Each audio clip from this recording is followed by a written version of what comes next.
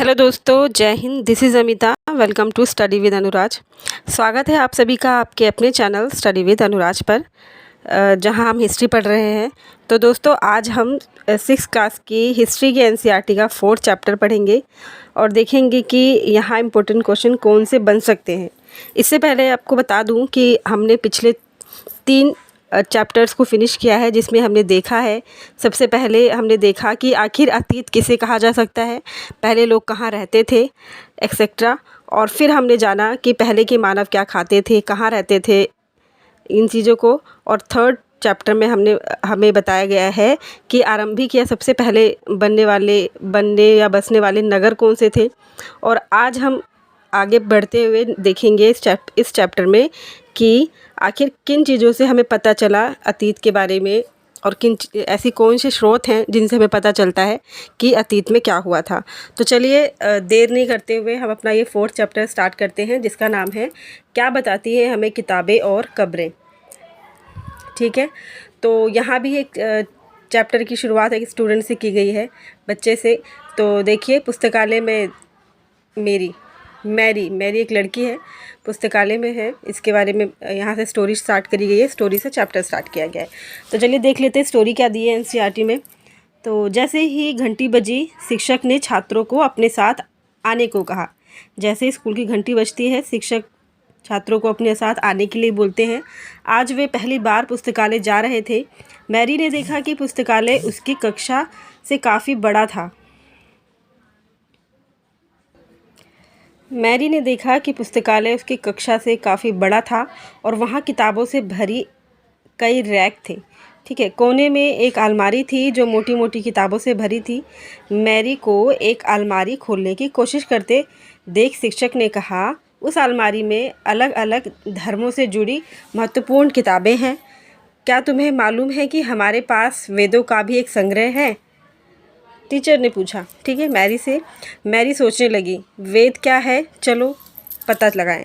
ये एक बेसिकली ये एनसीईआरटी में स्टोरीज़ ऐसी दी गई हैं बच्चों को, सिर्फ एक्टिविटी के तरह, ताकि बच्चों को इंटरेस्ट आए हिस्ट्री पढ़ने में। तो आगे देख लेते हैं। दुनिया के प्राचीनतम ग्रंथों में एक, दुनिया के सबसे प्राचीनतम यानी सबसे पुराने ग्रंथों में एक क्या है, ये देख लेते हैं। शायद तुमने वेदों के बारे में सुना होगा। वेद 4 हैं। कितने हैं वेद? 4 वेद हैं। पॉइंट है, ये नोट करते चलिएगा। वेद कितने हैं? 4। ऋग्वेद, सामवेद, यजुर्वेद और अथर्ववेद। ठीक है, सबसे पुराना वेद है ऋग्वेद। सबसे पुराना वेद इन चारों वेद में कौन सा है? तो वो है ऋग्वेद, जिसकी रचना लगभग 3500 साल पहले हुई। कब हुई थी रचना? 3500 साल पहले हुई। ठीक है, ऋग्वेद में 1000 से ज़्यादा प्रार्थनाएं हैं। ऋग्वेद में कितनी प्रार्थनाएं हैं? 1000 से ज़्यादा प्रार्थनाएं हैं, जिन्हें सूक्त कहा गया है। प्रार्थनाओं को क्या कहा गया है? सूक्त। और सूक्त का मतलब है अच्छी तरह से बोला गया। सूक्त का मतलब क्या है? अच्छी तरह से बोला गया। ये विभिन्न देवी देवताओं की स्तुति में रचे गए हैं। देवी देवताओं, देखिए ये सारे एक इम्पोर्टेंट पॉइंट्स हैं जो कि स्टेटमेंट बेस्ड क्वेश्चन में फंस जाते हैं सारे। तो आप देखते चलिएगा और नोट्स तैयार करते जाइएगा साथ साथ। तो सबसे पुराना वेद है ऋग्वेद। ठीक है, जिसकी रचना लगभग 3500 साल पहले हुई। और ऋग्वेद में 1000 से ज़्यादा प्रार्थनाएं हैं, जिन्हें सूक्त कहा गया है। प्रार्थनाओं को क्या कहा गया है? सूक्त। ठीक है, सूक्त का मतलब क्या होता है? तो मतलब होता है अच्छी तरह से बोला गया, अच्छी तरह से बोला जो गया हो, वही है सूक्त। ये सूक्त किसके बारे में बोले गए थे? तो देवी देवताओं की स्तुति में रचे गए थे। इनमें से 3 देवता बहुत महत्वपूर्ण हैं। कौन से देवता सूक्त में बहुत महत्वपूर्ण हैं? तो आप देख लीजिए आगे। वो है अग्नि, इंद्र और सोम। ठीक है, ये 3 देवता हैं जो सूक्त में इनकी इम्पोर्टेंस है। तो अग्नि आग के देवता है, इंद्र युद्ध के देवता हैं, और सोम एक पौधा है। सोम क्या है? एक पौधा है जिससे एक खास पेय बनाया जाता है, एक खास तरह का पीने का पदार्थ बनाया जाता है, जिसे सोम कहा गया है। सोम एक पौधा है। ठीक है, तो वैदिक प्रार्थनाओं की रचना ऋषियों ने की थी। वैदिक प्रार्थनाओं की रचना किसने की? ऋषियों द्वारा की गई। और आचार्य विद्यार्थियों को इन्हें अक्षरों, शब्दों और वाक्यों में बांटकर सस्वर पाठ द्वारा कंठस्थ करवाते थे। कैसे कराते थे? इन्हें अक्षरों, शब्दों और वाक्यों में बांट करके सस्वर पाठ द्वारा कंठस्थ करवाते थे, यानी कि ऐसे ही याद करवाते थे। ठीक है, अधिकांश सूक्तों के रचयिता सीखने और सिखाने वाले पुरुष थे। अधिकांश जो सूक्त के रचयिता है वो सीखने और सिखाने, उसमें पुरुष प्रधान समाज है और था भी। तो इसके जो सिखाने वाले थे वो ज़्यादातर पुरुष ही थे सीखने और सिखाने के कार्य में। तो कुछ प्रार्थनाओं की रचना महिलाओं ने भी की थी, कुछ में महिलाएं भी थी, पर ज़्यादातर में पुरुष थे। ठीक है। ऋग्वेद की भाषा कैसी है? ऋग्वेद की भाषा पूछी जाए तो वो है प्राक, यानी कि संस्कृत या वैदिक संस्कृत कहलाती है। प्राक भाषा है जो कि संस्कृत या वैदिक संस्कृत कहलाती है। तो तुम स्कूल में जो संस्कृत पढ़ती हो उससे ये भाषा थोड़ी अलग है, मतलब आज की जो संस्कृत है उससे ये थोड़ी अलग होती है, प्राक संस्कृत या वैदिक संस्कृत।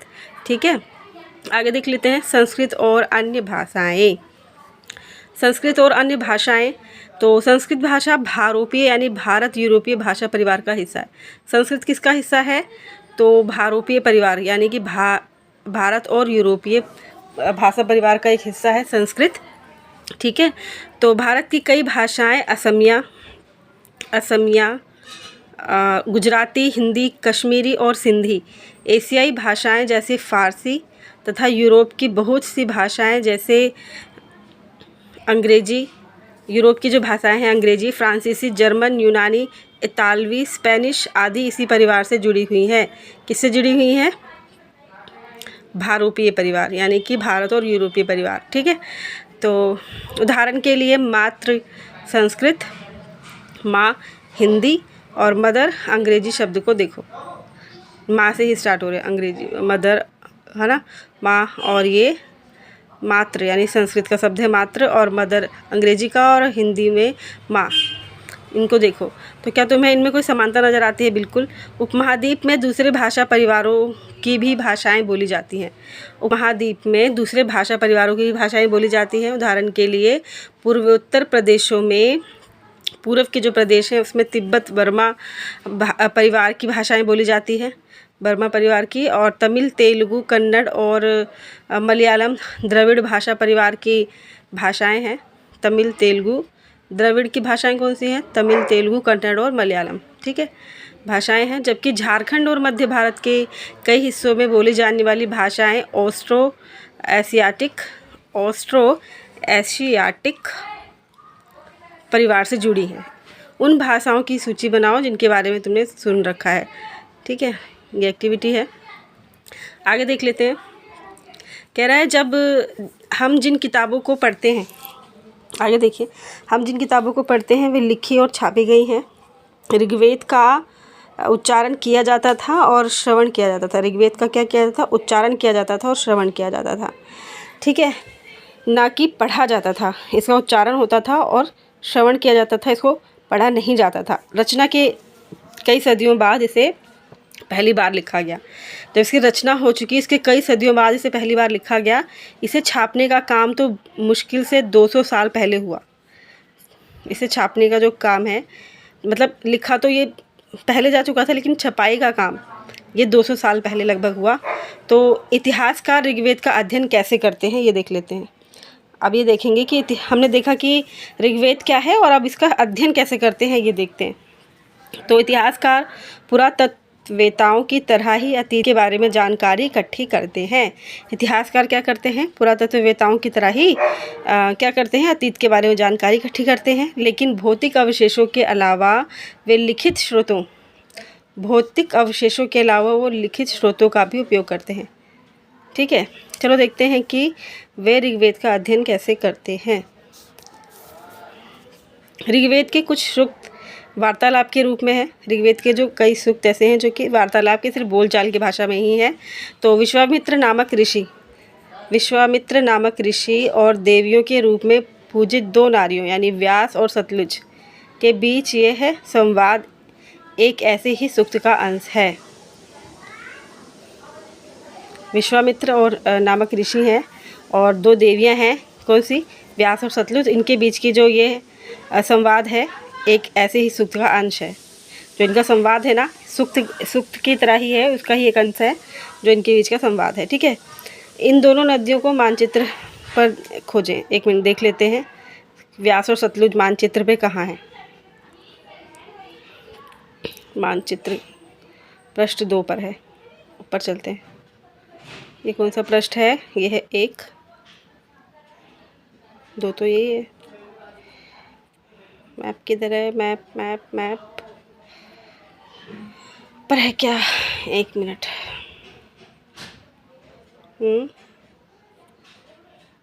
पृष्ठ 2 में खोजे मानचित्र 1 पृष्ठ 2। मानचित्र है तो नहीं यहाँ पे। पेज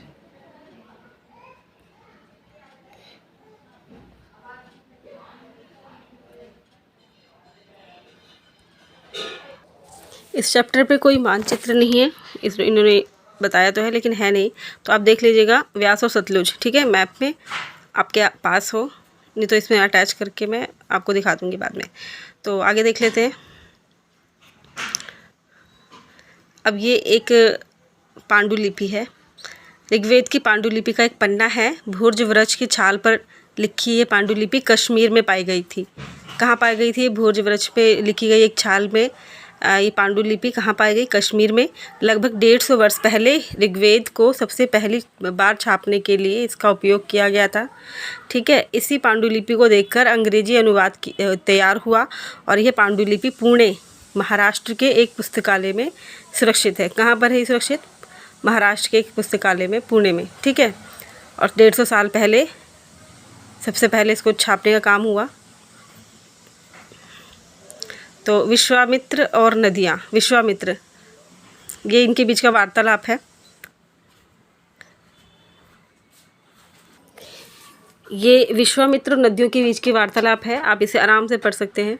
देखिए, यह नदियाँ अपने बछड़ों को चाटती हुई 2 दमकती गायों की तरह 2 फुर्तीले घोड़ों की चाल से पहाड़ों से नीचे आओ। इंद्र द्वारा दी हुई शक्ति से स्फूर्त तुम रथों की गति से सागर की ओर बह रही हो। तुम जल से परिपूर्ण हो और एक दूसरे से मिलाना चाहती हो। ये नदियों और विश्वामित्र के बीच का वार्तालाप है, आप इसे आराम से पढ़ सकते हैं। हम आगे बढ़ते हैं ताकि इसमें ज़्यादा टाइम लग जाएगा, हम पढ़ने लगेंगे तो आगे देखते हैं। मवेशी घोड़े और रथ क्या बताते हैं हमें? मवेशी घोड़े और रथों से हमें क्या पता चलता है, ये देख लेते हैं। ऋग्वेद में मवेशियों, बच्चों, खासकर पुत्रों और घोड़ों की प्राप्ति के लिए अनेक प्रार्थनाएं हैं। ऋग्वेद में क्या लिखा गया है? तो ऋग्वेद में मवेशियों, बच्चों और खासकर बच्चों में पुत्रों के बारे में और घोड़ों की प्राप्ति के लिए कई प्रार्थनाएं लिखी गई हैं। घोड़ों की लड़ाई में रथ खींचने के काम में लाया जाता था। घोड़ों को किस चीज़ के काम लाया जाता था? रथ खींचने के काम में लाया जाता था। इन लड़ाइयों में मवेशी जीत कर लाए जाते थे।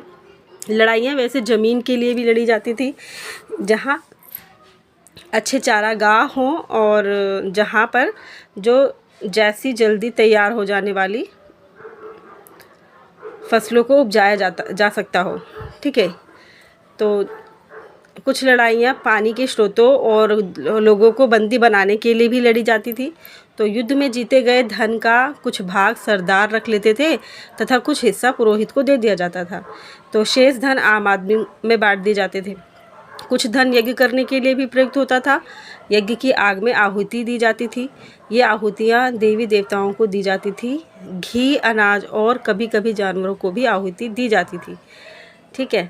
तो आगे देखो, अधिकांश पुरुष इन युद्ध में भाग लेते थे। कोई स्थायी सेना नहीं होती थी, लेकिन लोग सभाओं में मिलते जुलते थे और युद्ध व शांति के लिए विषय में सलाह मशवरा किया करते थे। और वहाँ ये ऐसे लोगों को अपना सरदार चुनते थे जो बहादुर और कुशल योद्धा हो। आगे देखो, लोगों की विशेषता बताने वाले शब्द कौन से थे जिनसे पता चलता है लोगों के बारे में? तो लोगों का वर्गीकरण काम, भाषा, परिवार या समुदाय, निवास स्थान या सांस्कृतिक परंपरा के आधार पर किया जा रहा है। तो ऋग्वेद में लोगों की विशेषता बताने वाले कुछ शब्द भी दिए गए हैं, उनको देख लेते हैं। ऐसे 2 समूह हैं जिनका वर्गीकरण काम के आधार पर किया गया है। पुरोहित, जिन्हें कभी कभी ब्राह्मण कहा जाता था, तरह तरह के यज्ञ और अनुष्ठान करते थे। दूसरे लोग थे राजा, ठीक है। पुरोहित कौन से थे? ब्राह्मण, जो यज्ञ वगैरह करते थे, और दूसरे लोग थे राजा। 2 समूह थे ना जिनका वर्गीकरण काम के आधार पर किया गया था। एक तो ब्राह्मण थे जो यज्ञ वगैरह करते थे, दूसरे लोग थे राजा, ठीक है। तो ये राजा वैसे नहीं थे जिनके बारे में तुम बाद में पढ़ोगी। ये ना तो बड़ी राजधानियाँ और महलों में रहते थे, ना इनके पास सेना थी, ना ही ये कर वसूलते थे। प्राय राजा की मृत्यु के बाद उसका बेटा अपने आप ही शासक नहीं बन जाता था। पहले नहीं बनता था अपने आप वो शासक, ना इनके महल वगैरह हुआ करते थे, जैसे कि बाद में हम पढ़ेंगे।